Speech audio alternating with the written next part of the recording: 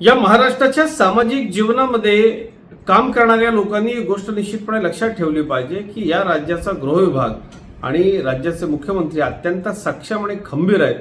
म्हणून कॅप्टन खरात सारख्या एका बाबाकडे, जो अत्यंत हाय प्रोफाईल बाबा आहे, ज्याच्यावरती आरोप झाल्यानंतर कुठल्याही दबावाला बळी न पडता या हाय प्रोफाईल बाबाला, राजकीय बाबाला बेड्या ठोकल्या जातात. तो गजाड होतो कारण माझे नेते, राज्याचे मुख्यमंत्री आणि गृहमंत्री आदरणीय देवेंद्र फडणवीस साहेब हे कुठल्याही दबावाला या विभागाला बळी पडू देत नाही.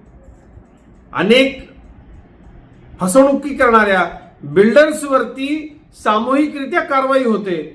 याचं कारण या महाराष्ट्राचे मुख्यमंत्री आणि गृहमंत्री अत्यंत कणखर आहेत.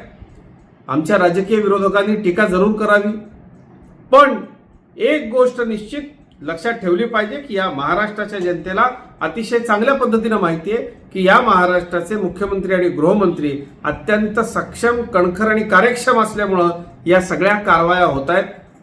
तुमचं राजकारण तुम्हाला लखलाभ, कोणाला जाऊन धोंडूबाबांचे पाय धुवायचे, काय करायचंय, त्यांनी मात्र एक निश्चितपणे लक्षात ठेवलं पाहिजे की संवैधानिक पदावरती असताना अशा पद्धतीनं आपल्या पदाच्या मर्यादा भंग होतील असं वागणं योग्य नाही. ही आमची देखील भूमिका आहे. मात्र टीका करताना विरोधकांनी माननीय मुख्यमंत्री आणि गृहमंत्री यांच्या पदाचा सुद्धा आद राखला पाहिजे, कारण ते कडक कारवाई करतायत.